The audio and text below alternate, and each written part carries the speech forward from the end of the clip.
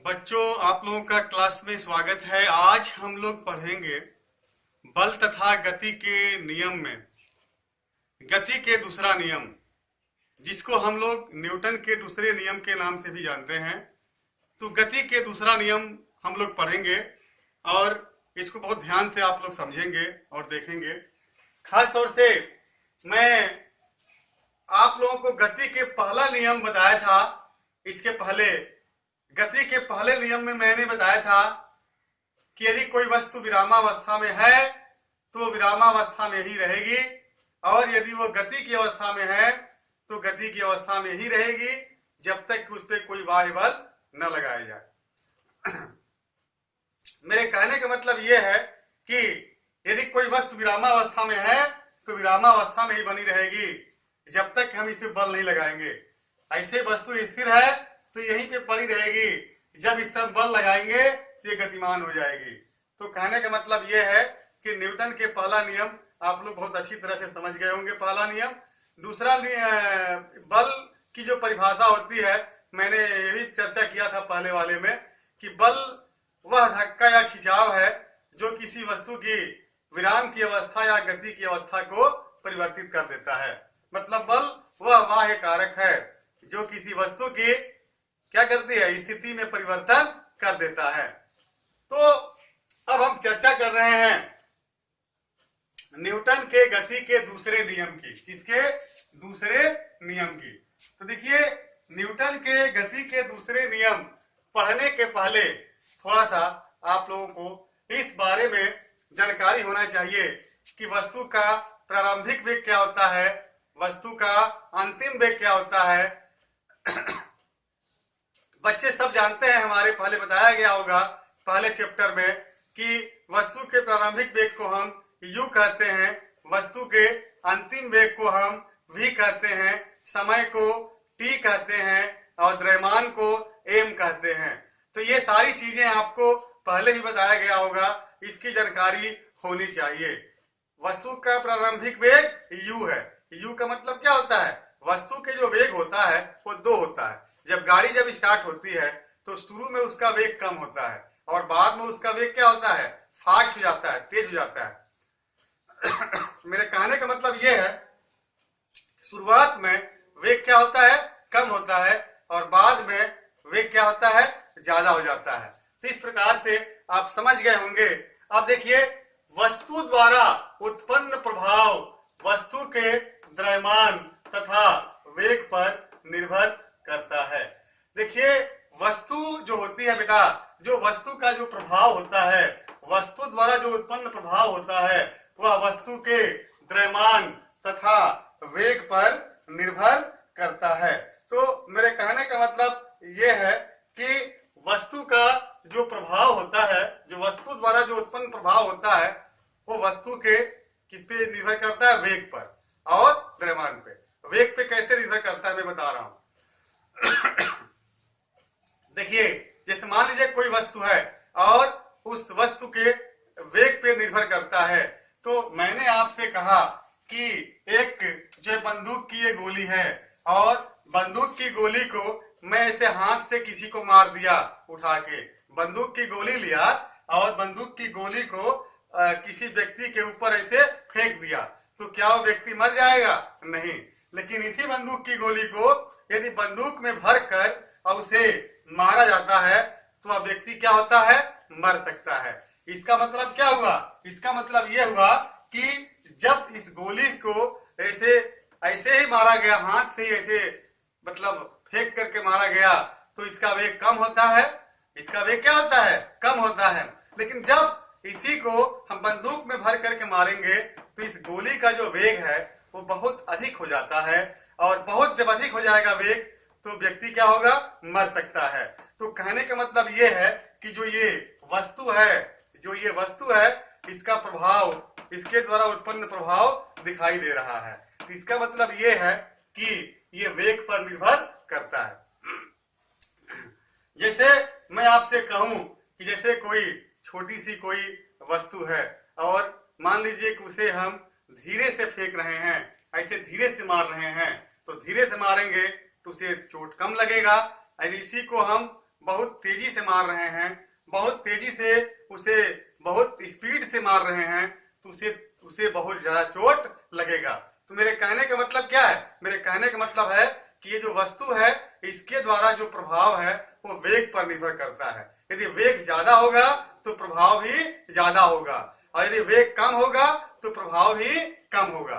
तो कहने का मतलब ये है कि जो ये वस्तु है, ये क्या है? वस्तु है। तो वस्तु का दो चीज पे निर्भर करता है प्रभाव। पहला हो गया वेग पे और दूसरा हो गया द्रव्यमान पे। तो वेग के बारे में तो हमने आपको चर्चा किया है।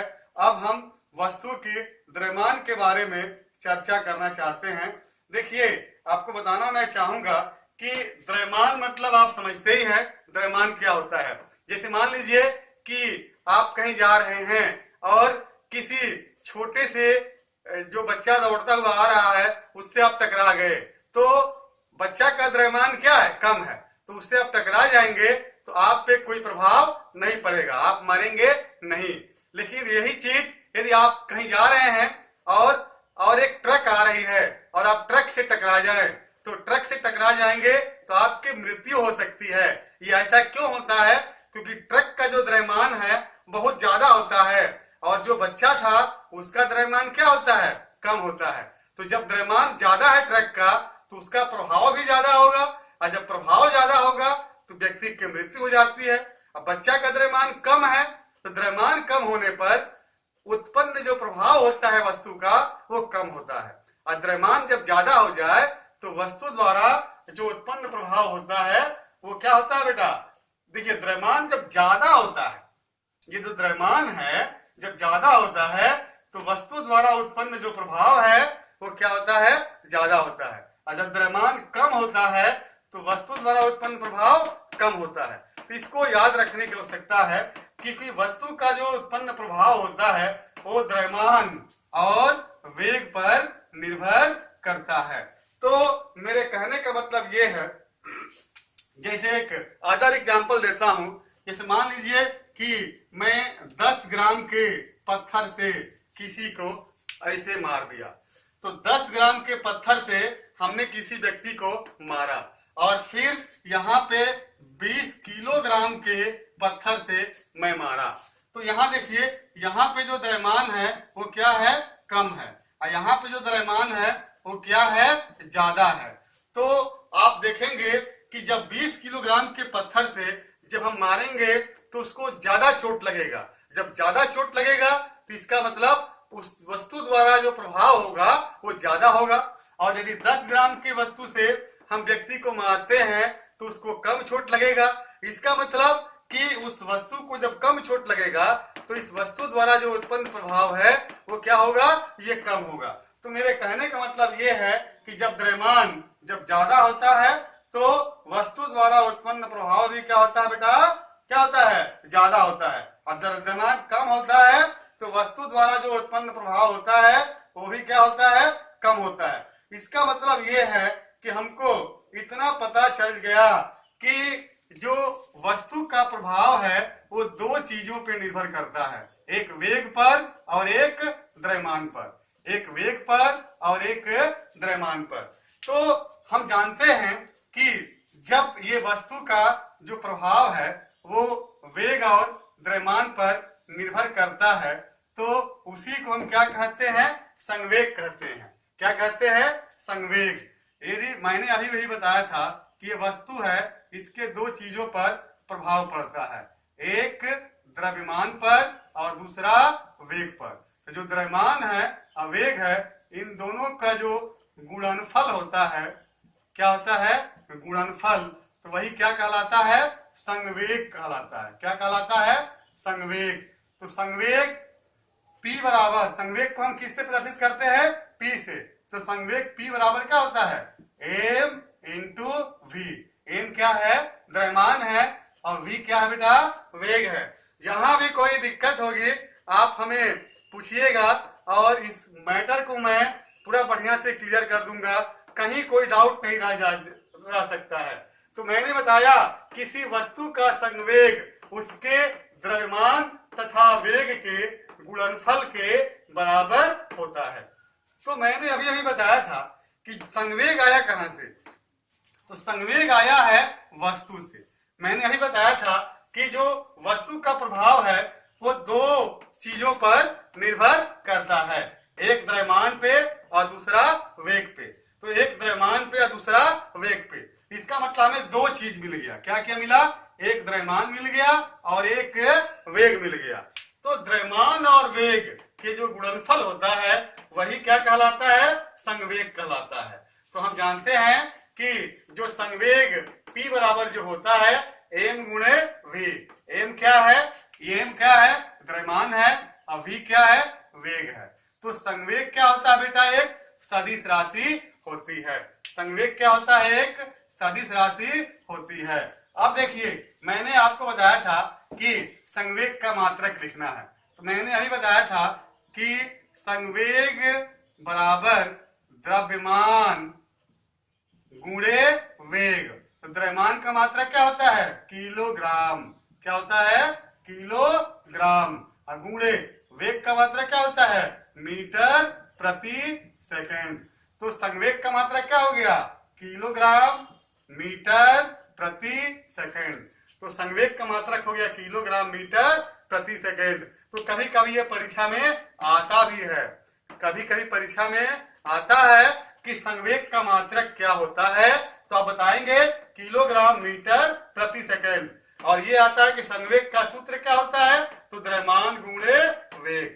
तो इस प्रकार से अब हम चर्चा करते हैं न्यूटन के दूसरे नियम के बारे में। अब देखिए, न्यूटन के दूसरे नियम के बारे में जब हम चर्चा करेंगे तो आपको पता है कि सबसे पहले हम थोड़ा सा बल के बारे में स्टडी करेंगे कि ये जो बल है ये क्या होता है, इसके बारे में। देखिए, यदि किसी पिंड के वेग में परिवर्तन करना है तो मुझे बल लगाना पड़ेगा।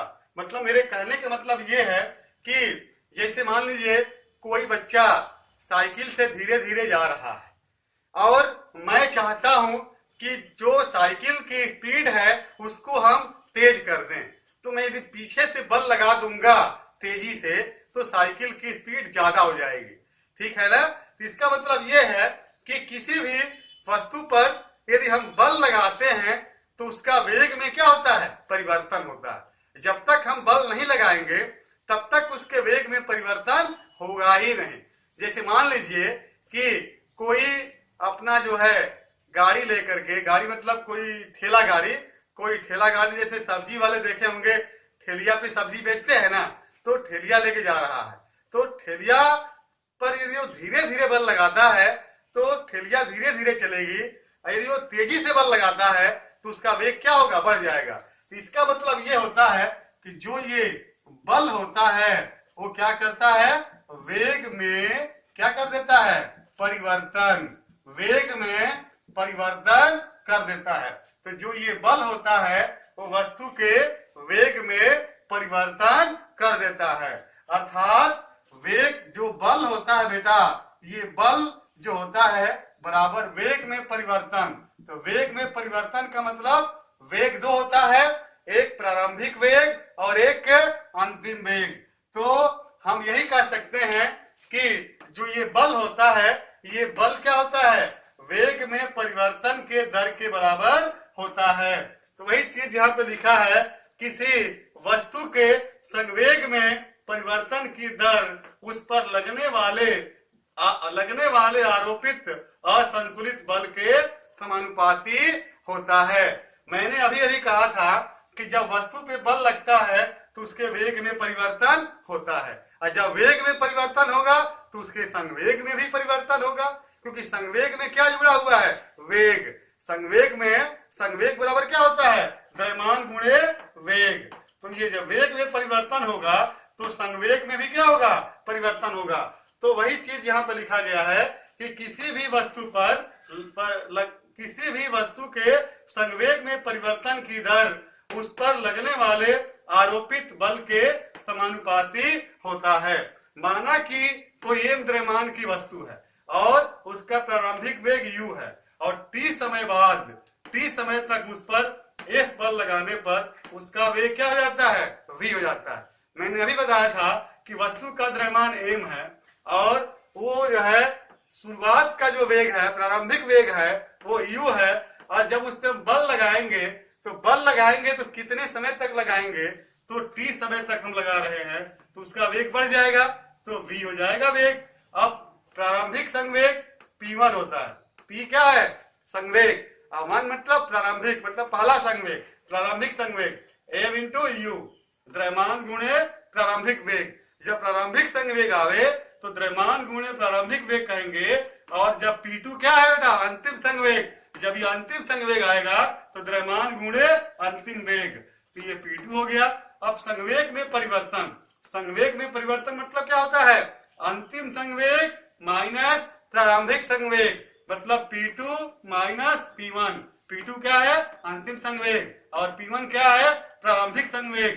तो इसको हम निकालेंगे तो P2 में क्या है बेटा, mv हो गया, माइनस P1 क्या है, mu, यहाँ पे क्या हो गया, mu, मतलब अंतिम संवेग माइनस प्रारंभिक संवेग।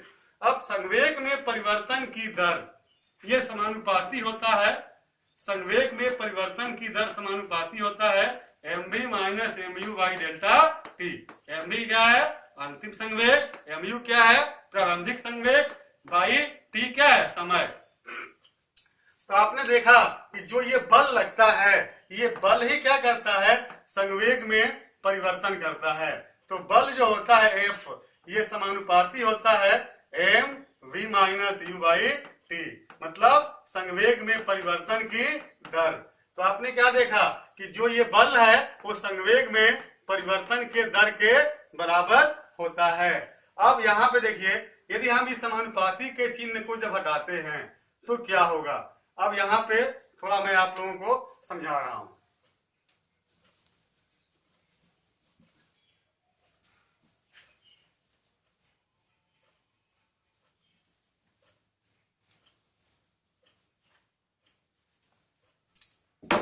अभी मैंने बताया था कि जो ये F है, F मतलब क्या होता है, बल।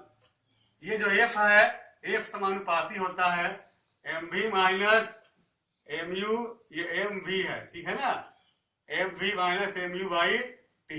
तो आप देखिए कि जब ये समानुपाती का चिन्ह हटता है तो उसके जगह पे क्या आता है, जब समानुपाती का चिन्ह हटा करके जब बराबर लगाओगे तो इसके जगह पे एक नियतांक आएगा k, और यहाँ पे हो जाएगा mv minus mu by t। अब यहाँ देखिए f बराबर, ये एक नियतांक k क्या है, एक नियतांक है। नियतांक क्या है इसकी हम चर्चा करेंगे। अब यहाँ पे m कॉमन ले लीजिए, तो m कॉमन लेंगे तो ये क्या हो जाएगा, v minus u by t। यहाँ पे आइए a is equal to k, अब यहाँ m लिखिए और v minus u by t। आपको पहले चैप्टर में पढ़ाया गया था कि त्वरण a बराबर होता है v minus u by t, मतलब अंतिम वेग माइनस प्रारंभिक वेग बटे समय। इसको हम क्या कहते हैं, त्वरण a कहते हैं। तो v minus u by t को हम क्या कहते हैं, a कहते हैं। तो f बराबर k m a हो गया। अब देखिए इसमें करना क्या है कि यदि मान लीजिए यदि k का मान निकालना है तो k बराबर क्या हो जाएगा, f बटे m इंटू a। ये जो k का मान है इसको हमें निकालना है, k बराबर, तो इसके नीचे क्या आ जाएगा, ये m आ जाएगा। तो f बराबर k बराबर f बटे m। मान लेते हैं किसी वस्तु पर जो बल का मान है, बल F कितना लगा है, 1 न्यूटन, और उस वस्तु का जो द्रव्यमान है वो 1 किलोग्राम है।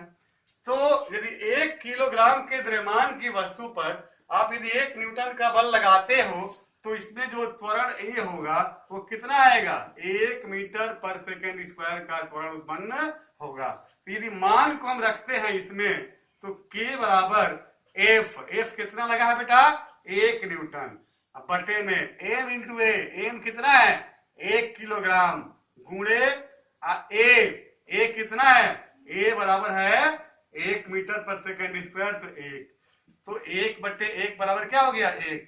तो k बराबर क्या आ गया, 1।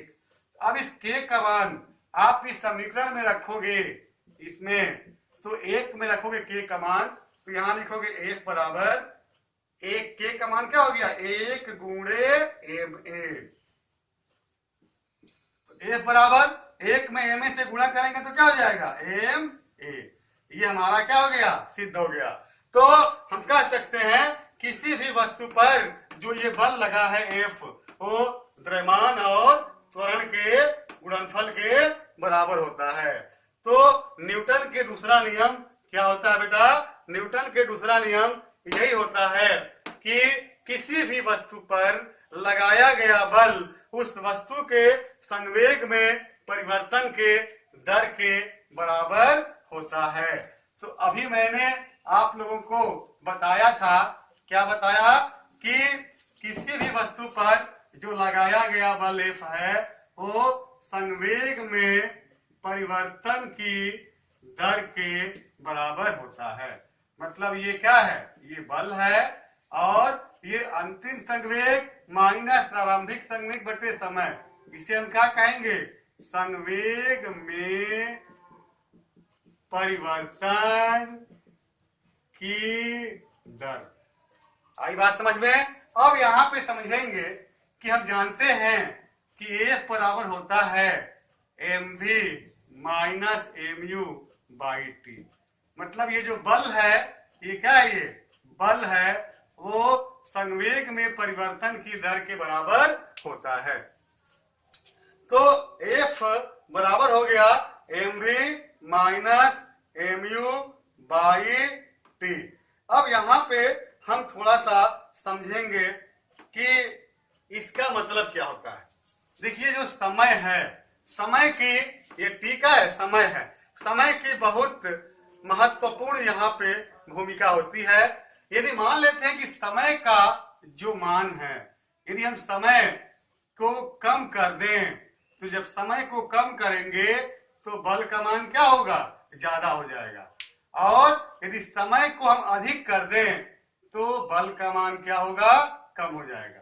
नहीं समझ पाए आप लोग। मेरे कहने का मतलब ये है कि ये ऊपर वाले को अंश कहते हैं और नीचे वाले को हर कहते हैं। भिन्न के सवाल में ऊपर वाले को अंश कहेंगे, नीचे वाले को हर कहेंगे। तो जितना ज्यादा नीचे वाला बढ़ेगा उसका मान उतना ही कम होता है। मतलब हर का मान, नीचे वाले का मान जितना ज्यादा बढ़ेगा उसका मान उतना ही क्या होगा, कम होगा। जैसे मान लीजिए कि हमने 400 में हमने 2 से भाग दिया, ठीक है, और यहाँ पे 400 में हमने 100 से भाग दिया। तो आप देखिए कि यहाँ जो नीचे ये टी है, मान लेते हैं कि ये क्या है, टी है, ये भी क्या है, मान लेते हैं टी है। तो यदि इससे भाग देते हैं, ये 2 क्या है, छोटा है, टी का मान यहाँ 2 है, यहाँ टी का मान क्या है, 100 है, ये छोटा है। यदि इसका मान कितना हो जाएगा, जब कटाओगे तो ये आ गया 200। कितना आ गया, ये 200 कटने के बाद, और ये आ गया 4। अब कंपेयर करो, 200 बड़ा है कि 4 बड़ा है, 200 बड़ा है।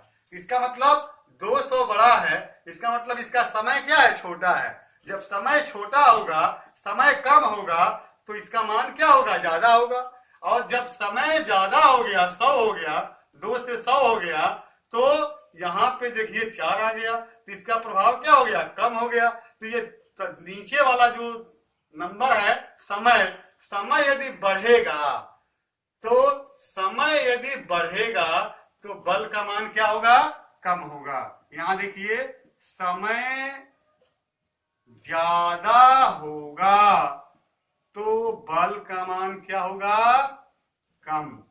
और यदि समय कम होगा तो बल का मान, बल क्या होगा, ज्यादा होगा। अब इसका एग्जाम्पल मैं सीधे तौर पे, एक बहुत सिंपल एग्जाम्पल मैं आप लोगों को बता रहा हूं, जिसको ध्यान से आप लोग समझिएगा। देखिएगा, जब क्रिकेट खेलने वाला जो खिलाड़ी होता है, जब वो बॉल को कैच लेता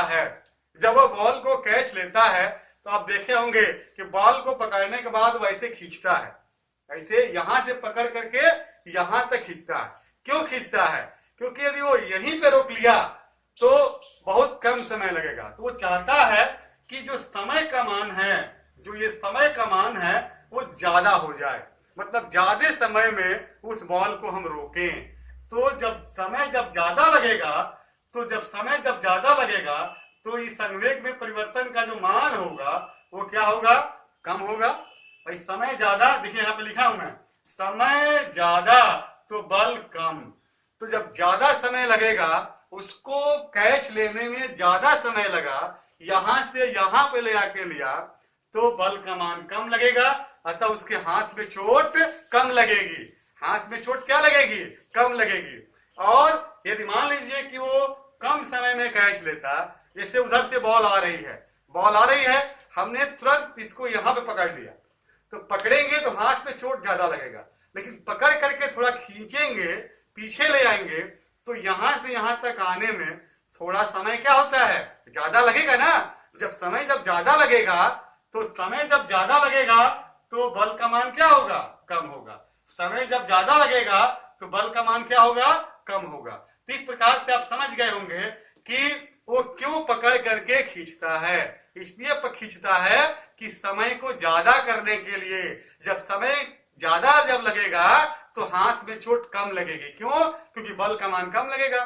भैया मतलब ये जो बल बहुत स्पीड से बॉल आ रही है, जब वो खींचेगा तो समय ज्यादा लगेगा, तो जो बल का मान कम होगा तो हाथ में चोट कम लगेगी। यदि बल का मान बहुत ज्यादा होगा तो हाथ में चोट ज्यादा लगेगी। ये कोई देखिए, हमारे कहने का मतलब है, कोई धीरे से मारे, ऐसे धीरे धीरे मारे तो चोट कम लगेगा, और कोई तेजी से मार दे तो चोट ज्यादा लगेगा। तो मेरे कहने का मतलब क्या है, कोई तेजी से मारता है तो यहां से यहां तक आने में समय क्या लगा, कम लगा। जब समय कम लगेगा तो बल का मान ज्यादा होगा, और जब बल का मान ज्यादा होगा तो चोट ज्यादा लगेगा। आ गया समझ में। इसके बाद मैं 2 मिनट और आपको बताना चाहूंगा कि इसमें एक इंपॉर्टेंट चीजें हैं। जैसे मैंने पहला नियम में मैं बताया था कि कोई वस्तु विरामावस्था में है तो विरामावस्था में ही रहेगी जब तक उस पर कोई बल न लगाया जाए। तो हमें गति के द्वितीय नियम से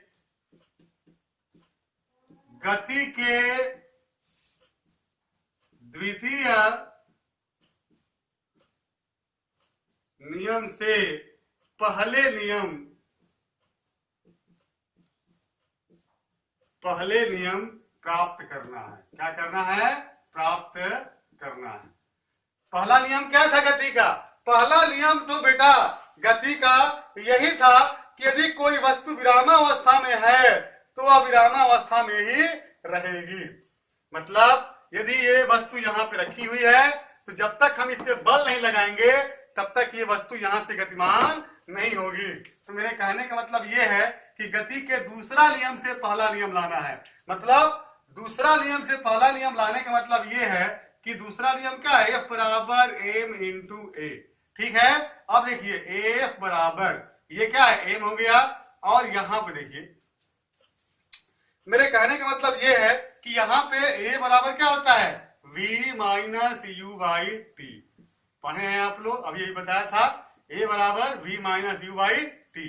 तो F बराबर, अब इस ब्रैकेट को हटाएंगे तो mv minus mu by T, cross multiply करेंगे f इंटू टी बराबर mv माइनस mu।